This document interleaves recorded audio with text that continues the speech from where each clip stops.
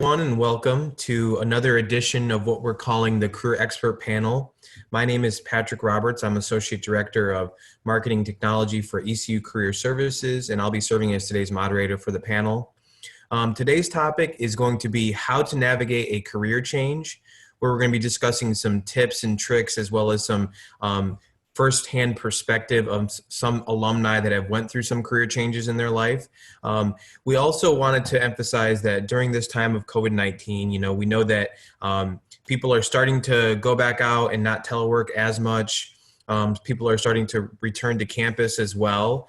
But we did want to create these as an opportunity for people to connect.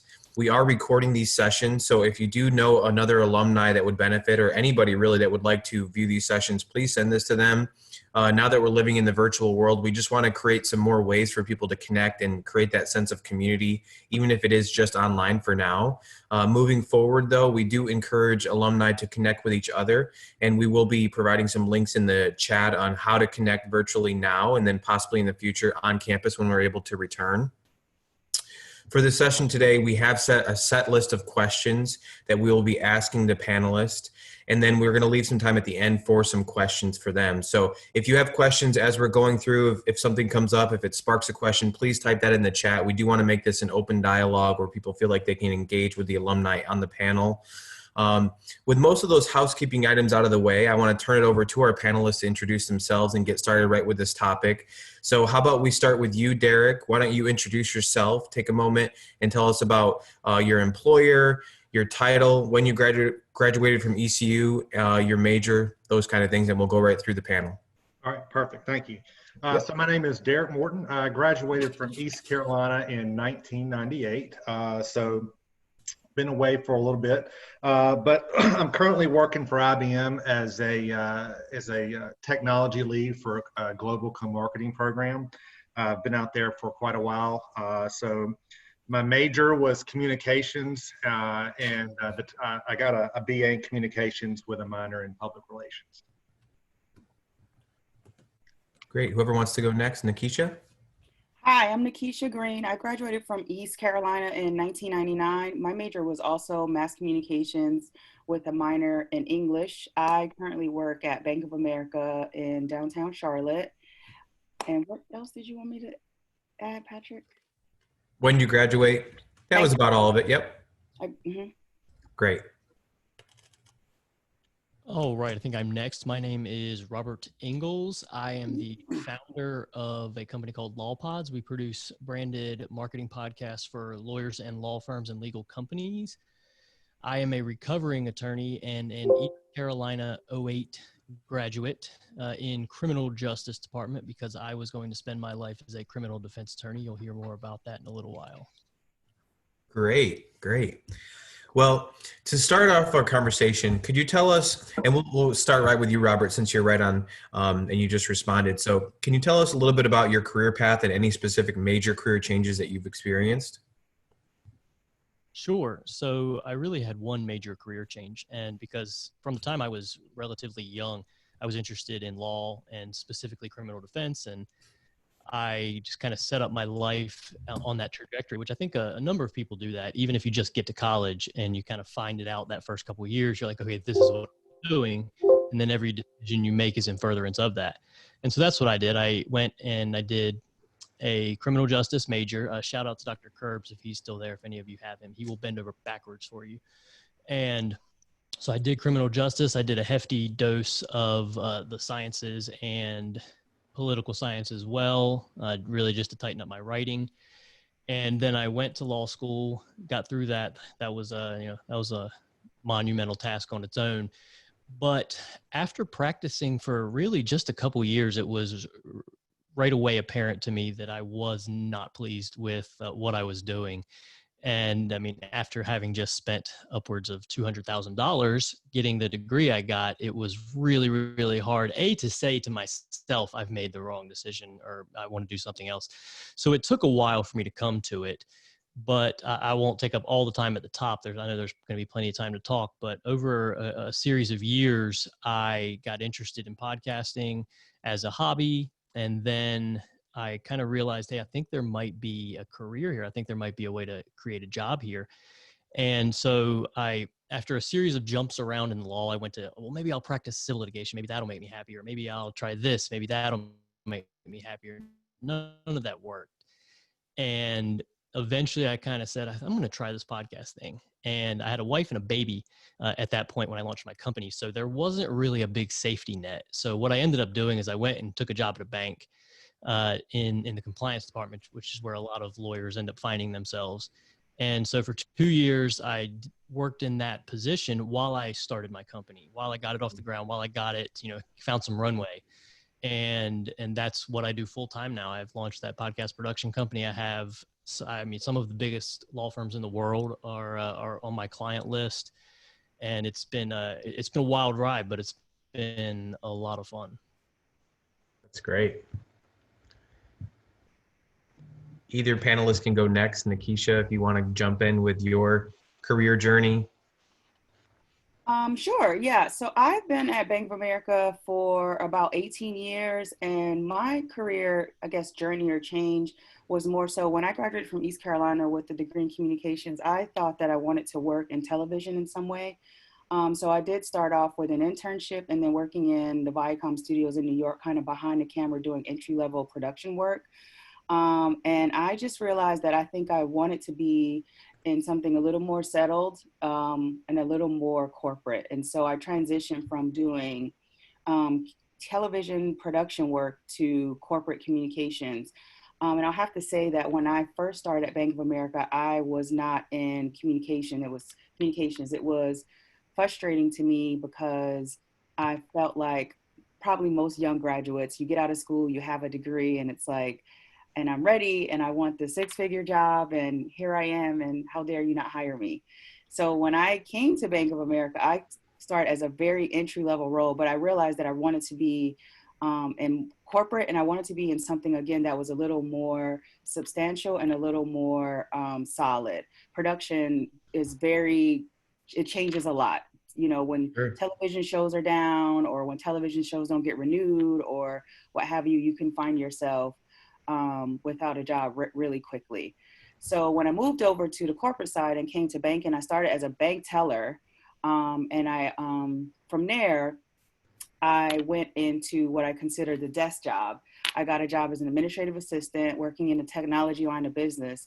And from there, I still wasn't getting what I wanted out of my role at Bank of America. And I think that they wanted people at the time that had more life experience and more education.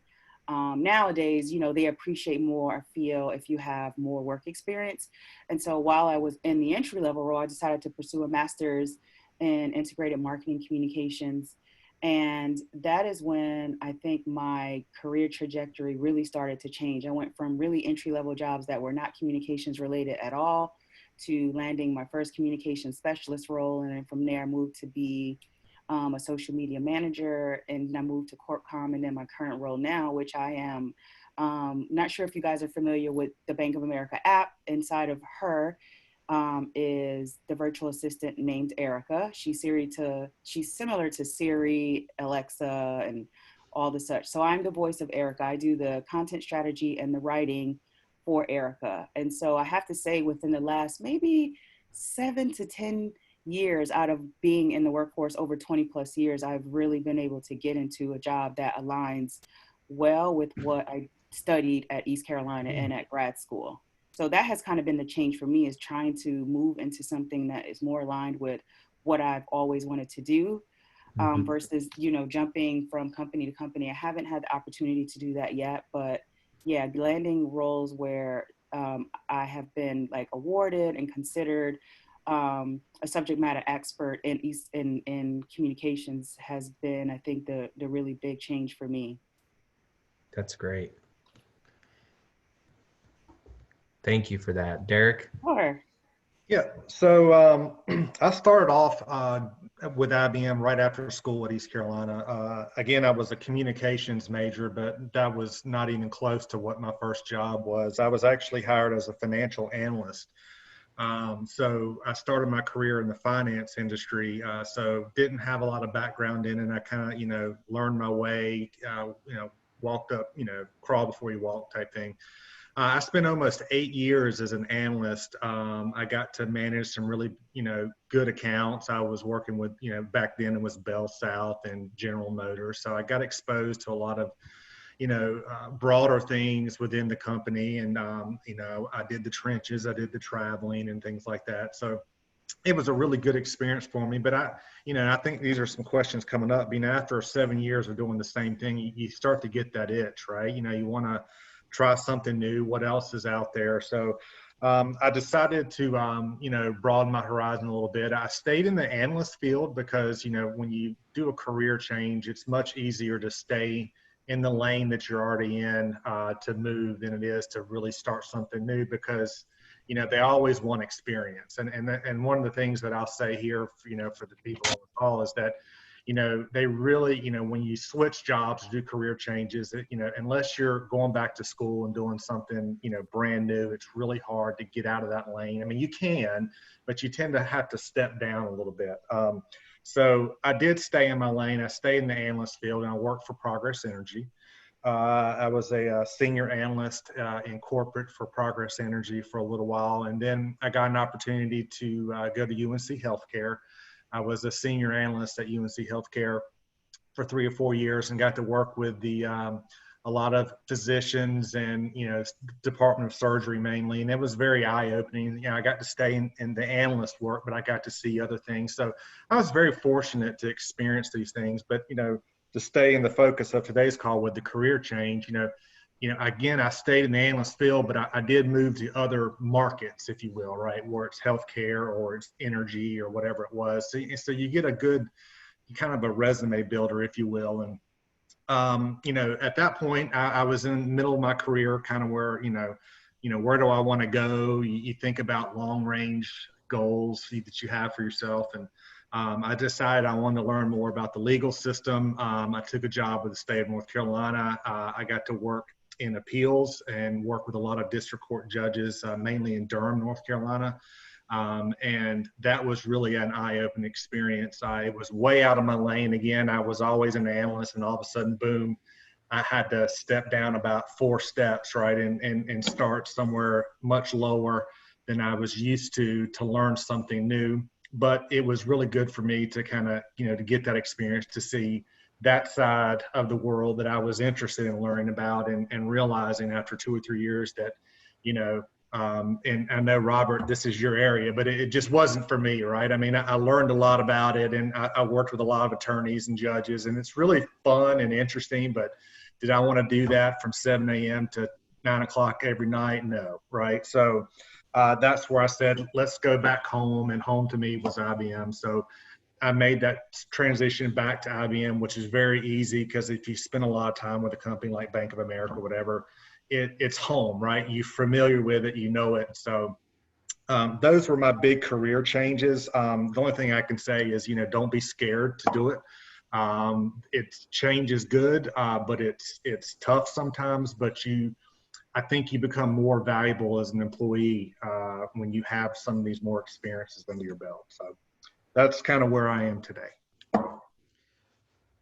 Thank you for that, Robert. So I think, going off of your question, and we can lead right into the next question here, but one thing I wanted to emphasize for those on the call related to that, I think, we're using the term career change broadly for a lot of different meanings, including maybe changing industries, changing positions, changing employers. So again, if you have any specific questions about career change, please add those to the chat.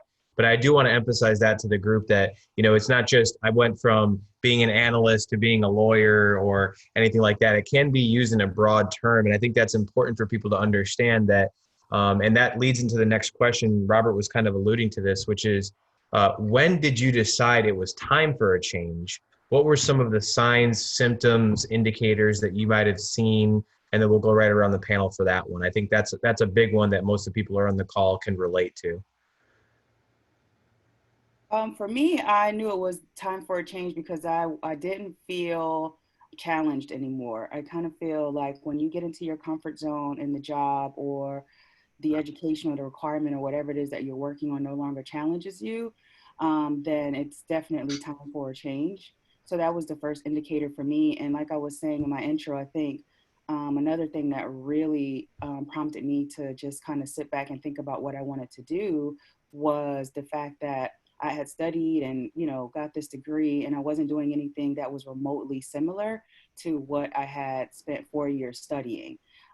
So when I looked at those two things, and to Derek's point, again, there are a lot of lateral changes and a lot of moving back to move forward.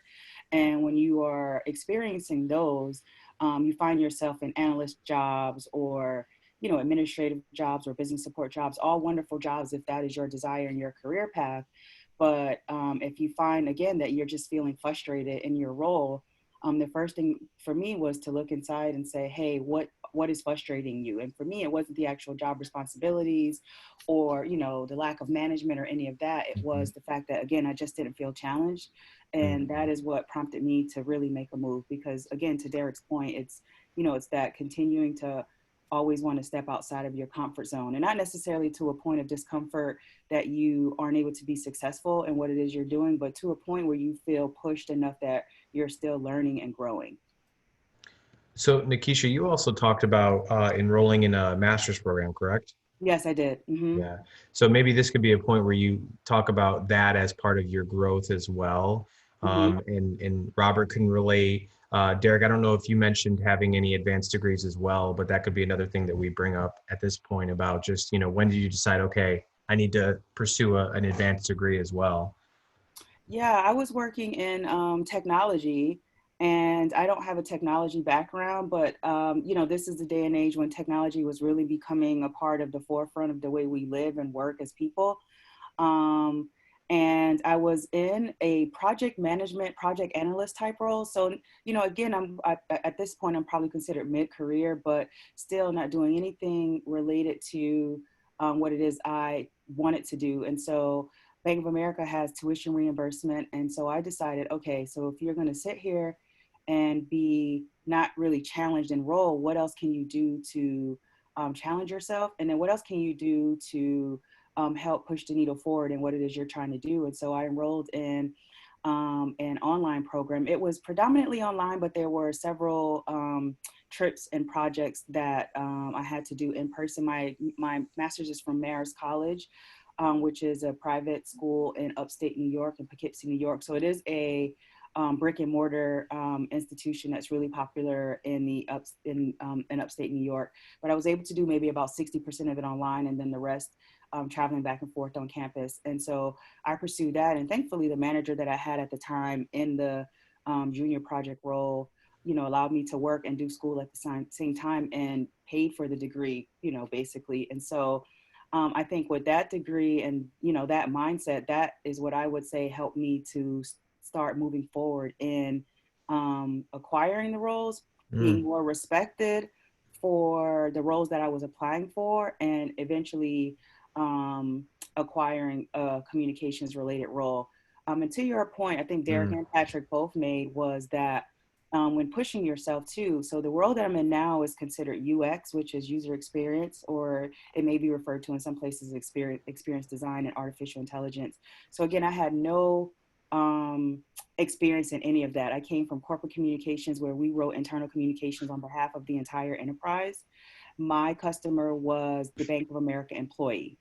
And so when I was interviewing for the content strategy job, what I do now, this job is probably 60-40 or 50-50 writing, more so designing for mobile and designing user experiences for mobile and web. So I don't have any experience in that at the time when I'm applying, but I think because I've always tried to position myself in roles that were, a little bit uncomfortable, a little bit challenging, and I was able to kind of move throughout the bank and technology and all these other roles. The manager that I have now was very open to see that, okay, maybe she doesn't have all of the qualifications, but she has enough stretch and enough reach and enough, push about herself. And she also is a writer by trade, to give me a chance. And, I've been in this role 18 months, and so far so good. That's great. And that'll relate to another question that we just got from the chat about transferable skills.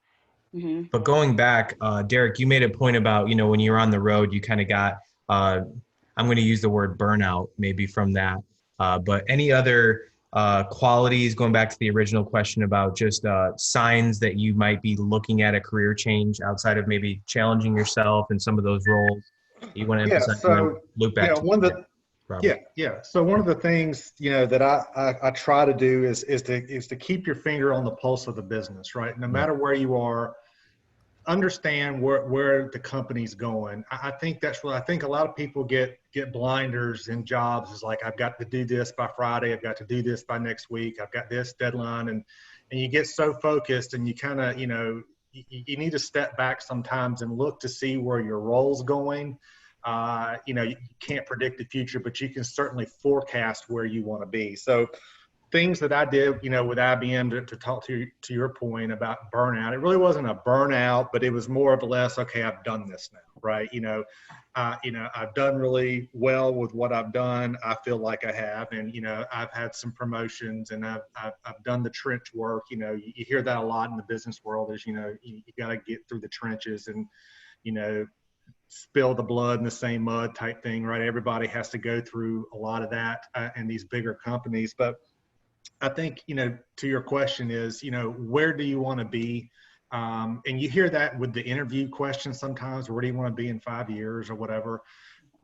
That's true, but I think it's more of a personal level. And I think you have to sit back and say, okay, I'm a financial analyst now. Do I want to be a financial analyst in 5 years? And if the answer is yes, then work hard at what you're doing. If the answer is no, then, and I think this is some questions coming up, but I think you want to go back to and say, do I need to stay where I'm at in the current company? Do I want to stretch my, stretch my horizons a little bit and go outside where you're currently working? So I think, if you can really sit back and see where the business is going, is it where you want to be? And if you can also forecast, what is your goals in the next 2 or 3 years? I wouldn't be any shorter than that because things change so quickly, but that's how I usually would do it, is just to see where I wanted to be, and if that's where I want to stay in 5 years. So I use that rule of thumb for the majority of my career changes. Thank you. Uh-huh. And then Robert. Sorry, I've muted myself. I will kind of address that first question, and then I'll try to loop back around into some of the questions from the chat. But, when did I decide it was time for a change? The biggest sign was I was profoundly unhappy every day. And just, I dreaded getting up and going to work. And I had severe anxiety, which I had never really struggled with before. And so I didn't even realize I had anxiety kind of until after the fact, but I was just really stressed out. I didn't feel fulfillment. I was a criminal defense attorney, and while I felt like I was doing a lot of good, I also felt like I wasn't doing a lot of good, if that makes sense. A lot of my still very close friends are criminal defense attorneys, but it wasn't the kind of work that made me feel fulfilled. Frequently, it made me feel like I was sometimes doing the wrong thing. And while some people, family law attorneys, are especially good at this, at going home and turning it off. And I am not. I found out very quickly that I am not good at turning off the events of the day. Mm-hmm. And so I would take it home with me. I would have to talk to some people that, I don't have a better word than unsavory, to defend some people who I felt very strongly about, just kind of had some real moral dilemmas with. Mm-hmm. And while I understand that people need that, and it's a very important part of our society, I realized really quickly it wasn't for me, and it just stressed me out. So, and I was working so many hours, and it was the kind of thing. I grew up in the 80s, and I feel like there was so many movies with the dad who was working all the time. He was very rich, but his children hated him. And that's just kind of what was always in my head. I was like, I'm going to be gone all the time building this career if I keep doing what I'm doing. If I keep working these kind of hours, I'm always at the office. And that's the last thing I wanted. And so that was part of it as well. It's like, this person I am today is not the person I want to be. And it all kind of came to a head. I'd gotten married, and we were like, maybe we'll have kids one day. Well, 6 months later, my wife was like, I think we should have kids now. And then it became real. I don't don't know how many people have been through that, but it's in the future. It's fine. We'll deal with it then. But when it gets real, that is the moment where I went, I can't do this. Now, it took a little while, and it took maybe I did some civil litigation for a couple of years, and then I tried estate planning for the last year. That was like my last ditch effort, but I just wasn't happy with what I was doing. And I was well into my 30s at that point. And I said, I don't know. I'm going to just jump off the cliff. And so I started making my way, just looking for something new. I didn't find podcasting as a career right away, but I was looking for something new. And I think that is probably the most important thing you can do, and is open yourself up to new possibilities. I don't care what you went to school for. That really doesn't matter. I went to school for criminal justice, some political science, a lot of, the hard sciences. And now my job is essentially a marketer. I have no marketing experience. Well, that's a lie. I have a ton now. I have no marketing background. I have no classes. I have no jobs. Nothing in my former careers have anything to do with marketing. And at this point, I wish I had taken some of those classes, because I do now. I go back, I find online classes, I have mentors. But I say all that to say, don't limit yourself by the supposed skill set you think you have, because what you're interested in, what you're passionate about, is so much more important than what you know right this second, because you can always learn more. It is damn near impossible to make yourself passionate about something that you're not already passionate about. So I think the most important thing when you're looking for a career change, and because think of it, it's a career. It's something that you're going to be spending. You probably will spend more time some weeks with doing that than you will doing anything else. And so I think that when you go and you get up in the morning to go do it, you should feel something about that. You should feel good about it. You should feel like that you are accomplishing something, that you're making a change. Because if you're simply trading dollars for time, that's going to run out. It doesn't, I don't know if it matters how much money you make, you're going to hate it. You're going to be, if you're looking forward to Friday every single week, you're probably doing something wrong. It's just I encourage you to find something that makes you feel good while you're doing it, instead of just kind of looking out for it. I feel like maybe that answer kind of hit some of the things that were in the chat. Yeah. So I can kind of summarize here. The first one here, if we want to start right with you, Robert, and then go back around. The first one is really just, and you just hit on a little bit of that with the transferable skills. I think going from being a lawyer and in different fields to marketing and starting your podcast, but any other specific previous experience or skills that you see could relate or be transferable to any industry, and we can go back to some of these other questions. Sure. And one of the things that I did, in the beginning, I was telling you, I produce podcasts for lawyers, law firms, legal companies. And so instead of just jumping out into the world and saying, I do it for everyone, I decided to start with my niche of people. These are people who for 6 years, out law school for 9 and 10 years, that I've been developing relationships with, that I had been meeting, that I've been going to conferences with, that I've been working with as colleagues, as opposing parties. I had been developing this relationship and this network for so many years that it made a lot of sense to me at that moment to leverage that, to go into that. And, you've probably heard the riches are in the niches. And I took that to heart. That's something I learned as a lawyer. If you go out and you just practice any kind of law, it's going to be really hard to build a successful practice. You might make a little bit of money and be able to get things running, but it's really hard to distinguish yourself, because when somebody's like, well, who's the personal injury person that I send this case to? They're not going to think of you. Even though you do personal injury, you also do estate planning, and you'll take in business formations, and you'll do yada, yada, yada, yada. You do everything. So it's hard to remember you for doing anything. And so that's what I learned in the beginning, was get into that niche and become that person. So that really rubbed off on me as I went out and started doing law. I wanted to be thought of as the guy who produces podcasts for lawyers. Now, I do have a bunch of other companies that we produce for, but that's because they found us. They said the market is criminally underserved right now doing what I'm doing. And so they found us, but we do not market for them. We market to lawyers. And we ran the numbers when we first started the company.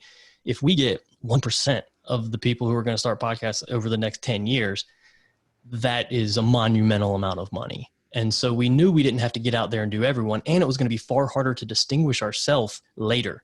In 5 years, when every single marketing company is trying to also sell you a podcast, it's going to be hard to stand out from those companies that have been around for 40 years and are worth millions of dollars. Like it would be very hard at that point to keep up with them and to distinguish ourselves. So that's one of the things we really thought about. What was my background? Where did I already have a leg up? And that was a really long way of saying I'm leveraging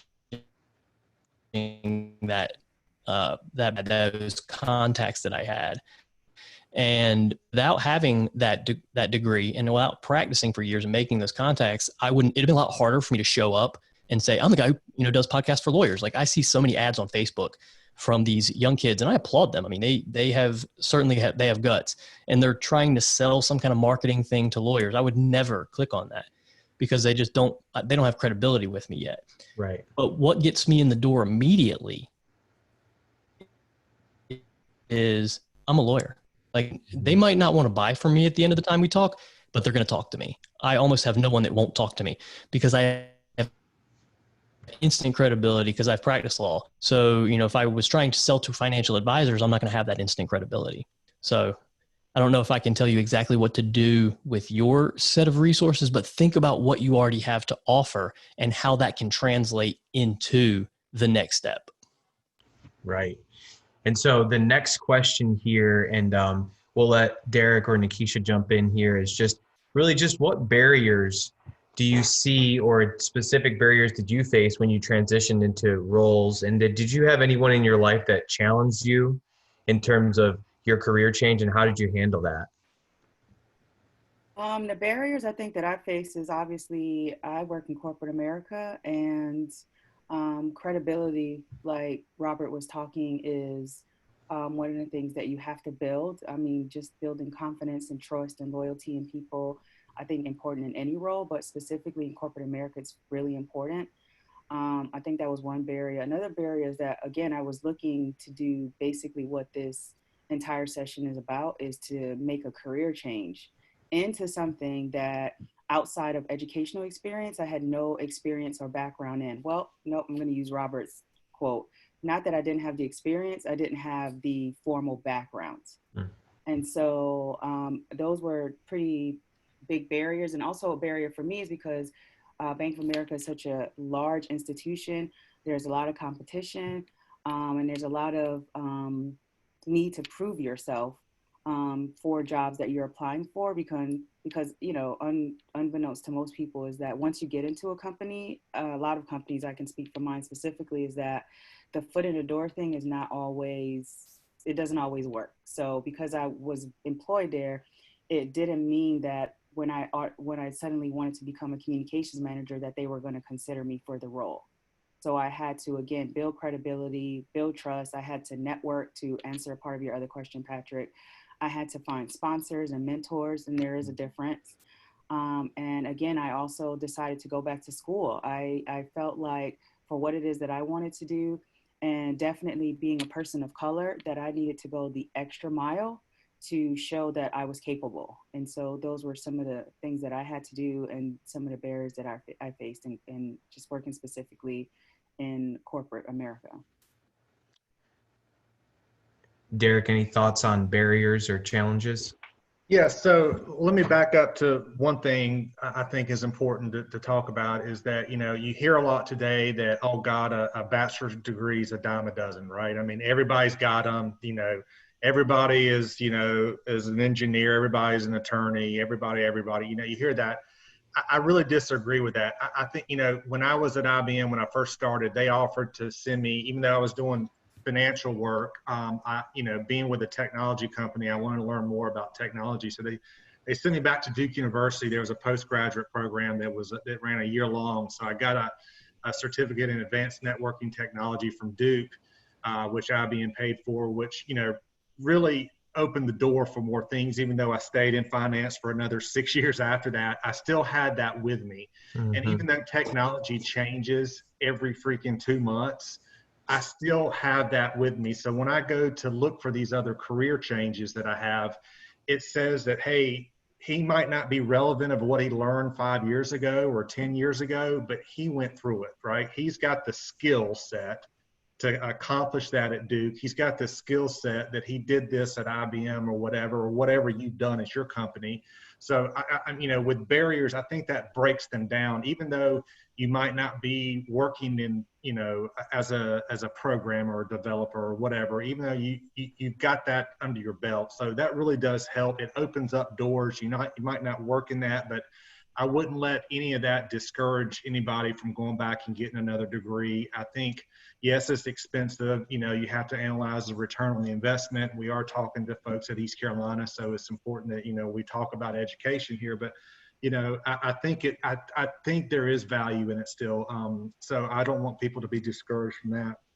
But as far as other barriers, I think one of the biggest ones that I've seen as I've gone through my career is that people try to move too quickly. I think that's going to stop you guys more than anything. If you get into a job and you're trying to move into another role before you really even know the one you're in. So if I could give advice, it would be to settle down a little bit, be good at what you do now, before you start telling your boss, hey, I want to go here, or hey, I want to go there. You need to build your, you need to build your stock. And, especially if you're staying within the same company. Now, if you're going to jump ship and like I've done once or twice and go to another company, that's a little different, but, make sure you're good at what you do now. And that will help alleviate some of those roadblocks. So I think that's my best advice, and not worry about salary either. Salary is always important. Everybody chases that carrot.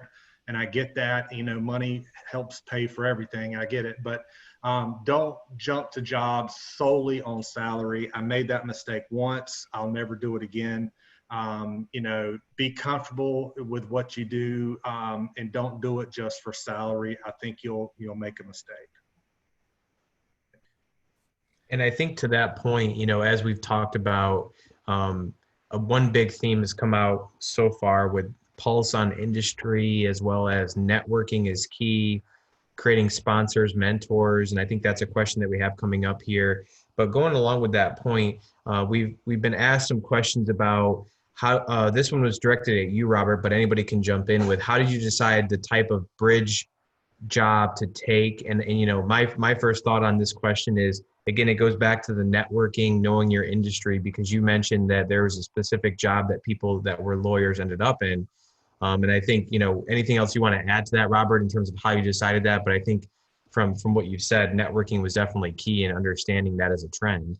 Yeah, a big part of it was having a network that I could tap into, because I had decided right after I started my company, it was apparent to me that I was going to have to completely leave. The two weren't going to work together, and I just needed out. And it was also very apparent that I was not going to be able to support my family on my new company either. And so what I did is I just started talking to people and started asking around. And it wasn't like I was like, I got to get a compliance job. It was, I just have to get a job that, I wrote down kind of, here's what our bills are, here's the money I need to make. So I had a dollar amount in mind that I had to make.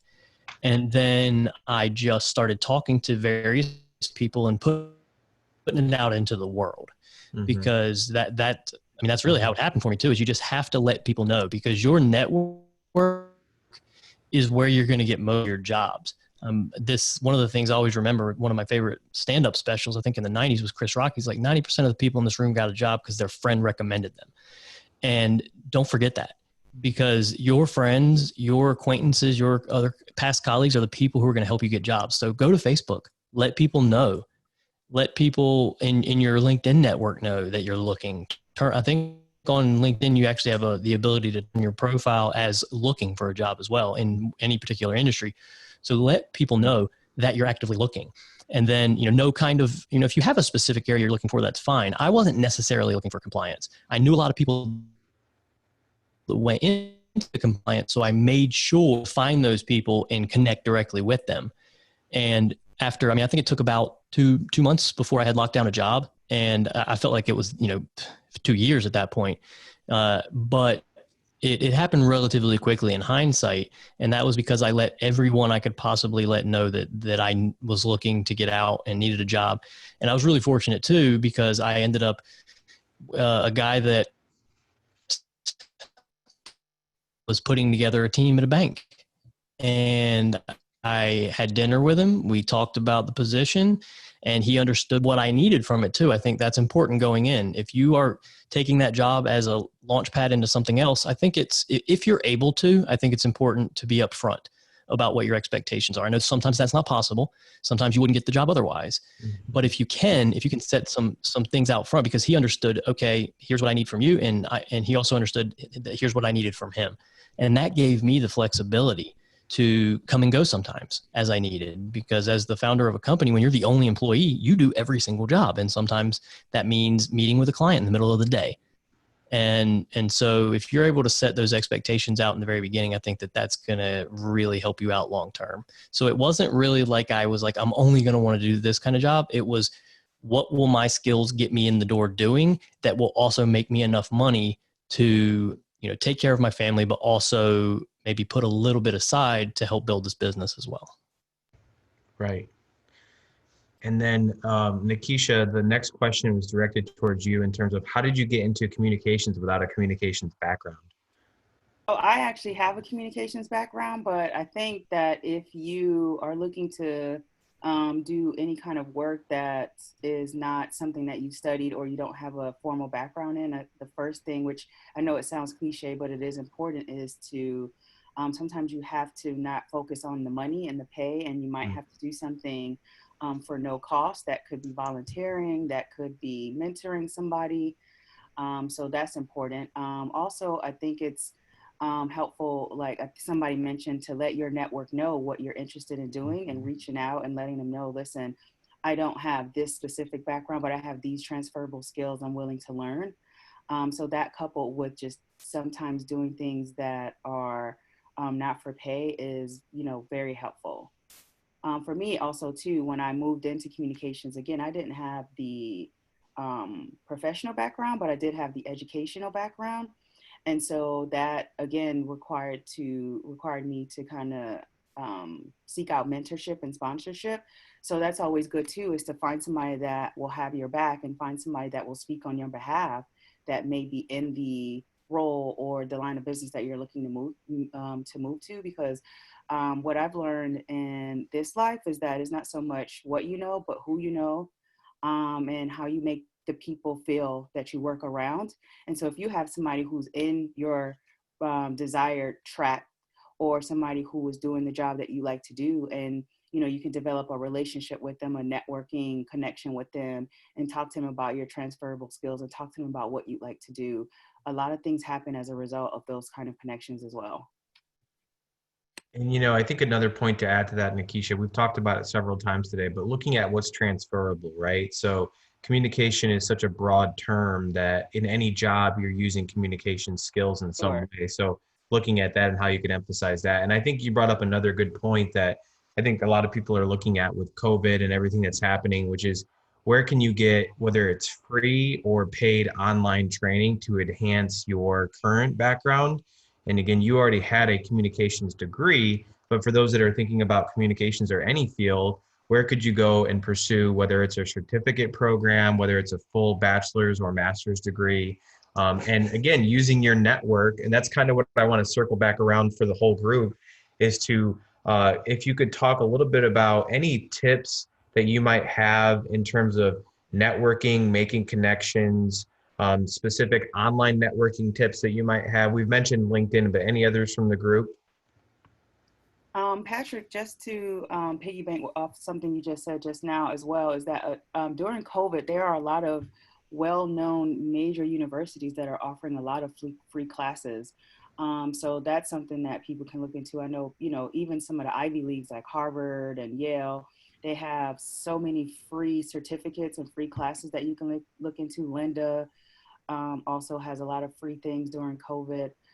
So as take advantage of the unfortunate time that we're in, because there are a lot of people in a lot of places and a lot of universities that are offering things for free that people can look into. So yeah, that's one of the things I would suggest. But also to connecting with, the career services at your university, connecting with people on LinkedIn, find people. So LinkedIn, we could probably, Mary, have a whole nother webinar about that. LinkedIn is LinkedIn. It's social media, right? It's sometimes really hard and sometimes very helpful. And I have to say, for me, some of the things that have worked on LinkedIn is I try not to reach out to people blindly. Like, you know, when I'm sending a connection or I'm sending a email, I try to relate to what it is that we have in common as two people instead of just sending any blankets, you know, I want to be your friend. You know, so if we went to East Carolina together, did we go to Marist together? Have you ever worked for Bank of America? Have you ever worked for one of the temp agencies that I previously worked on?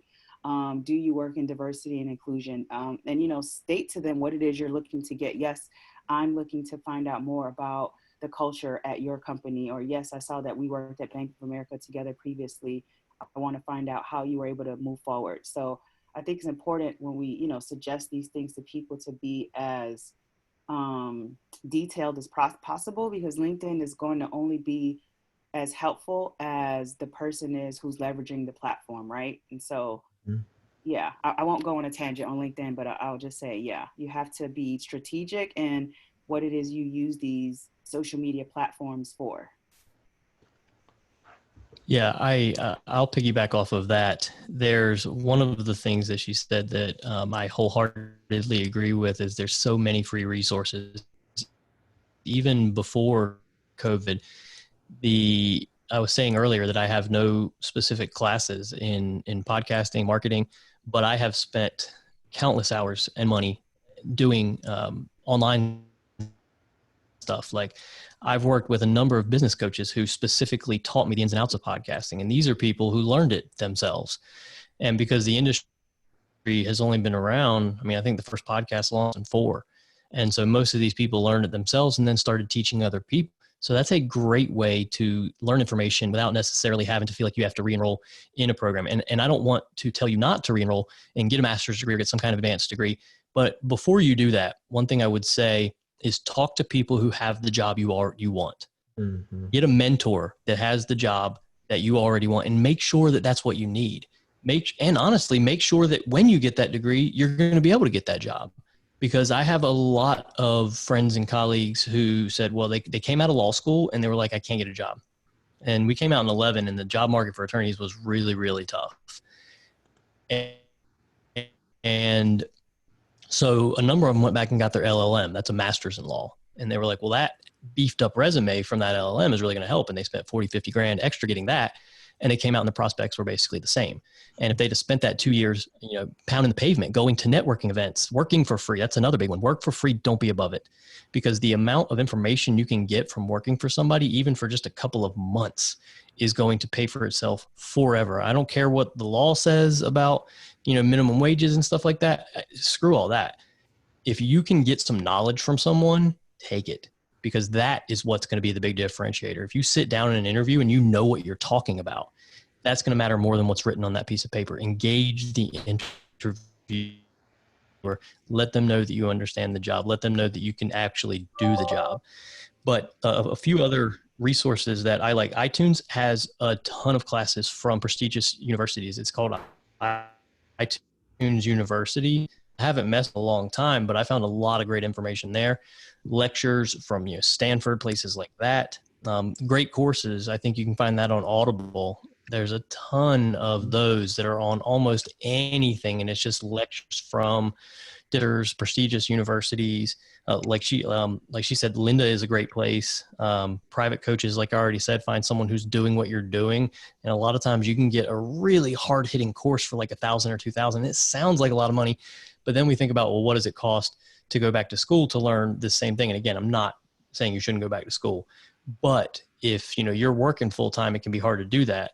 And so these are just some alternatives you can do. And then obviously YouTube is a phenomenal place to learn things. I mean, we learn things to do around our house. We can also learn a lot of advanced information there as well. Yeah, I think that did I answer the question? Absolutely. Yeah, that's great. Derek, anything else you want to add about networking or?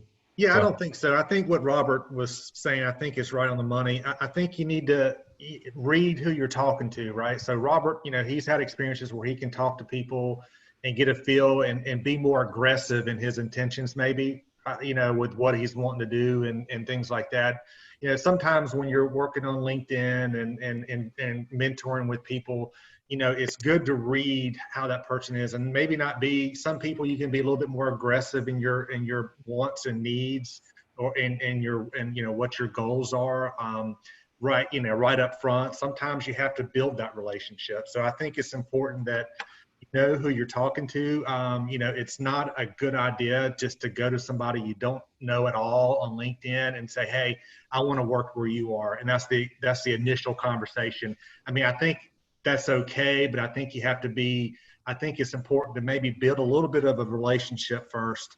I'm not saying 6 months or a year, but just kind of get to know them, before you start asking for favors. I think it's important to build a little bit of a relationship, and and work those mentorships where you can get them. I think that's the biggest thing that I can say is, if you find a mentor, even if it's not in the company you want to work for, I think it's still worth your time to do it, because I think knowing people will open up a lot more doors than anything else.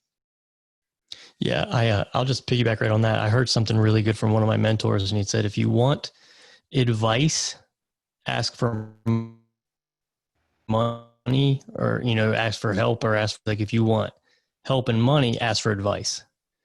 And what he was saying there is, don't go with your hand out. Go, with you have questions, you're looking to learn, you're looking to advance, come with something else as well. Come with something of value for the person that you're talking to, that you're reaching out to. How can you be a benefit? If you can, connect them with someone else, think about that. But I would definitely recommend, don't come asking for some kind of leg up or some kind of help right away, because that's going to get ignored frequently, because a lot of people are using that type of tactic. Yeah, I agree. Yeah, I agree with that too. I think, again, like I was saying earlier, you have to be strategic in how you're trying to be mentored or partner with people.